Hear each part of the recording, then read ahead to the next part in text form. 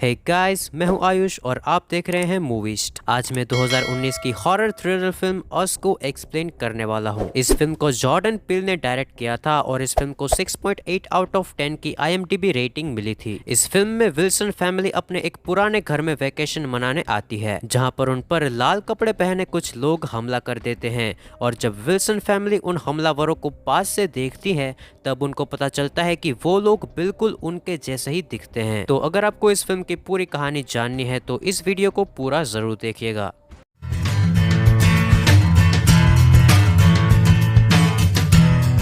कहानी की शुरुआत में हमें 1986 दिखाया जाता है, जहां पर एक फैमिली एक बीच में घूमने आई होती है। उस फैमिली में एक बच्ची होती है जो कि घूमते घूमते अपने पेरेंट्स से दूर चली जाती है, जिसका नाम एडिलेड होता है और हम उसे एडी बुलाएंगे। एडी उस बीच में एक फन हाउस को देखती है जिसके बाहर लिखा हुआ था कि फाइंड योर सेल्फ। एडी उस फन हाउस के अंदर चली जाती है।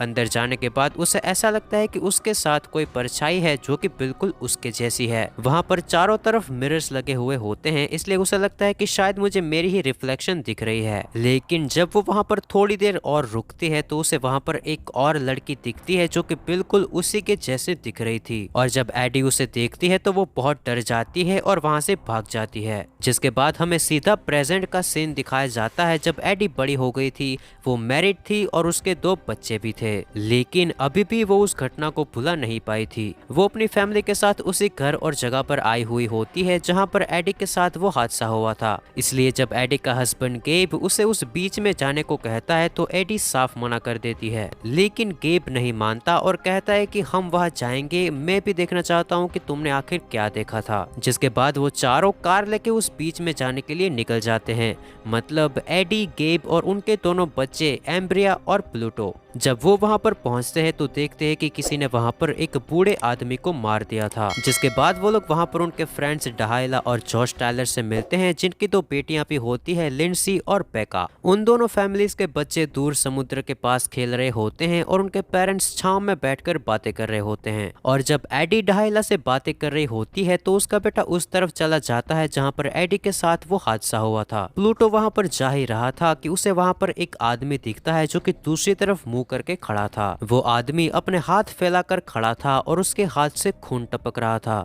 ये देखकर प्लूटो बहुत डर जाता है। तभी दूसरी तरफ एडी रियलाइज करती है कि प्लूटो कहीं पर चला गया है और जब वो उसका नाम पुकारते हुए उस फन हाउस की तरफ जाती है तो उसे प्लूटो मिल जाता है। और जब वो उससे पूछती है कि तुम कहाँ गए थे तो डर के मारे प्लूटो कुछ भी बोल नहीं पाता, इसलिए उस आदमी के बारे में किसी को भी पता नहीं चलता है। जिसके बाद वो लोग घर वापस आ जाते हैं और एडी गेब से कहती है कि हमें यहाँ पर नहीं आना चाहिए था। और एडी गेब को उसके जैसे दिखने वाली लड़की के बारे में भी बताती है जिसे उसने बचपन में देखा था। तभी घर की लाइट चली जाती है और एडी बहुत डर जाती है। और जब गेब बाहर चेक करने जाता है तो उसे वहाँ पर 4 लोग दिखाई देते हैं जो कि एक फैमिली जैसे ही दिख रहे थे। गेब उनको वहाँ से जाने को भी कहता है, लेकिन वो चारों वहाँ से बिल्कुल नहीं हिलते। जिसके बाद एडी पुलिस को कॉल करती है, लेकिन वो वहाँ पर नहीं आ पाती।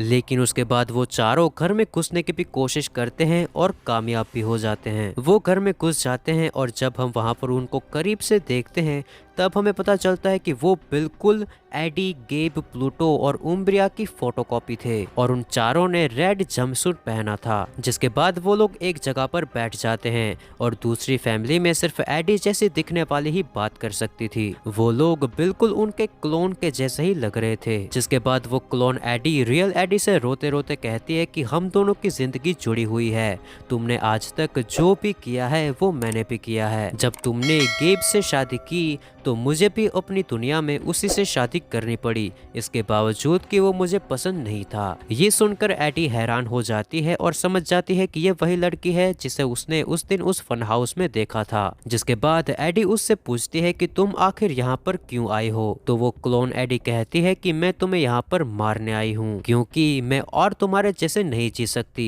मुझे अपनी जिंदगी अपनी मर्जी से जीनी है और जब मैं तुम्हें मार दूंगी तो मुझे मेरी फ्रीडम मिल जाएगी। जिसके बाद बाद वो क्लोन्स अपने अपने हमशक्लों को ले जाते हैं ताकि वो उनको मार सकें। लेकिन जैसे क्लोन गेब असली गेब को अपने साथ ले जाता है तो असली गेब क्लोन गेब को अपनी बोट में मार डालता है और इसी तरह प्लूटो और उम्ब्रा भी किसी तरह अपने क्लोन से पीछा छुड़ा लेते हैं और अब वो चारों उस बोट में बैठकर वहां से चले जाते हैं। जिसके बाद हमें जॉश को दिखाया जाता है जो कि उसकी फैमिली के साथ वहां पर वेकेशन मनाने आया था। उसकी वाइफ डायला उससे कहती है कि उसे बाहर कोई नजर आ रहा है, लेकिन जॉश उसका मजाक उड़ाने लगता है। लेकिन जब उनकी बेटियां वहां पर आती है तो उनको कोई पीछे से मार देता है और वो कोई और नहीं बल्कि उनके हमशक्ल थे। तभी वहां पर विल्सन फैमिली आती है उनसे मदद मांगने, लेकिन टायलर फैमिली के क्लोन्स उन पर भी हमला कर देते हैं। लेकिन विल्सन फैमिली उन क्लोन्स को किसी तरह मार देती हैं। जिसके बाद जब वो लोग वहां पर बैठ के न्यूज देखते हैं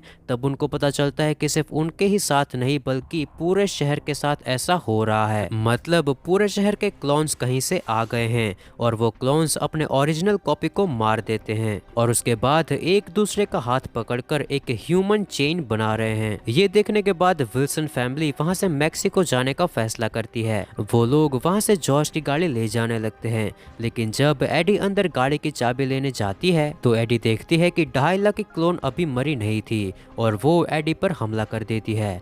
लेकिन एडी जैसे तैसे उसे मारकर वहां से चाबी लेके चली जाती है। तभी उम्ब्रिया गाड़ी चलाने की जिद करती है, लेकिन एडी उसे ऐसा नहीं करने देती क्योंकि वो अभी छोटी थी। वो दोनों इस बात पर बहस कर ही रहे थे कि तभी वहां पर उम्ब्रिया की क्लोन आ जाती है और इसलिए मजबूरी में एडी को पीछे जाकर बैठना पड़ता है।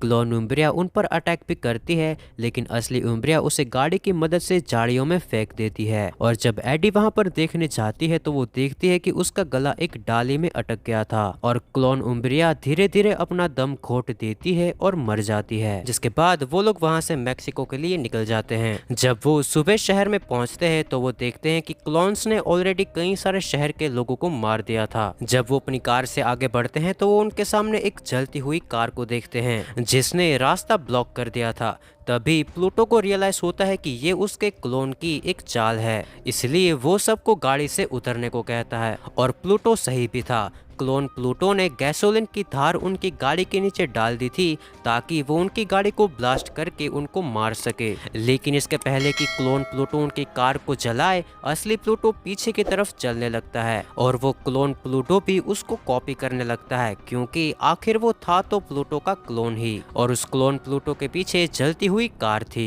इसलिए असली प्लूटो तब तक पीछे चलता है जब तक क्लोन प्लूटो उस कार के साथ जल नहीं जाता और जैसे ही वो क्लोन प्लूटो मर जाता है तभी क्लोन एडी वहां पर आ जाती है और असली प्लूटो को अपने साथ ले जाती है। जिसके बाद जब गेब अपनी बेटी उम्ब्रा के साथ एक एम्बुलेंस में अपने घाव पर मरहम पट्टी करता है तब असली एडी उस क्लोन का पीछा करती है और उसका पीछा करते करते वो वापस उस फन हाउस में चली जाती है जहां पर वो पहली बार मिले थे। उस फन हाउस में एडी को एक सीक्रेट रास्ता मिलता है जो कि एक अंडरग्राउंड फैसिलिटी तक जाता है। जब एडी उस अंडरग्राउंड फैसिलिटी में जाती है तो उसे वहां पर कई सारे खरगोश दिखते हैं। जिसके बाद असली एडी को क्लोन एडी वहां के एक क्लासरूम में मिलती है। वहां पर क्लोन एडी असली एडी को समझाती है कि वो सारे लोग दरअसल गवर्नमेंट के द्वारा बनाए गए थे ताकि वो असली लोगों के पर्पसेस को कंट्रोल कर सके। लेकिन जब वो एक्सपेरिमेंट फेल हो गया तो उन सारे क्लोन्स को इस अंडरग्राउंड फैसिलिटी में छोड़ दिया गया और क्लोन एडी कहती है कि हम यहाँ पर कई जनरेशन से रह रहे हैं तुम लोगों को कॉपी करते हुए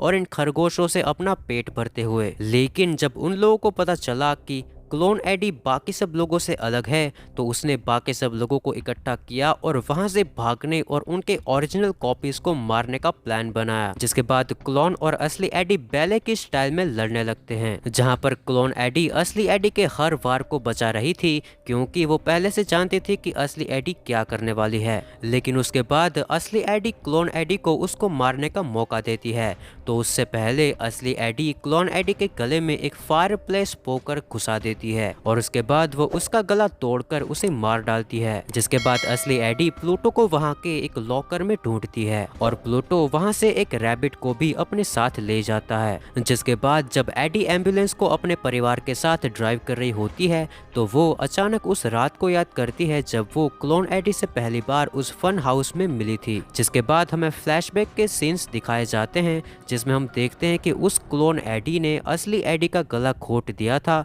और उसे बेहोश कर दिया था। जिसके बाद वो उसे उस अंडरग्राउंड फैसिलिटी में ले जाती है और उसके हाथ में हथकड़ियां लगा देती है और वो क्लोन एडी वापस ऊपर आ जाती है और असली एडी की जगह ले लेती है। और उसने इवेंचुअली असली लोगों के बीच रहकर बोलना सीख लिया था और इंसानों के साथ रहना भी, और वो एक कंप्लीट ह्यूमन बीइंग बन गई थी। जिसके बाद प्लूटो शक की नजरों से अपनी माँ की तरफ देखता है जो कि उसे एक छोटी सी स्माइल देती है। जिसके बाद हमें उन सारे क्लोन्स को दिखाया जाता है जो कि एक दूसरे का हाथ पकड़कर एक बहुत बड़ी ह्यूमन चेन क्रिएट कर चुके थे। और इसी के साथ फिल्म यहीं पर खत्म हो जाती है। तो बस यार दोस्तों, आज के लिए इतना ही। अगर वीडियो पसंद आ गई है तो इसे लाइक और शेयर कर दें, और बहुत ज़्यादा पसंद आ गई हो तो मेरे चैनल को सब्सक्राइब कर देना। तो बस आपसे जल्दी मुलाकात होगी अगले वीडियो के साथ। तब तक के लिए टेक केयर, बाय बाय।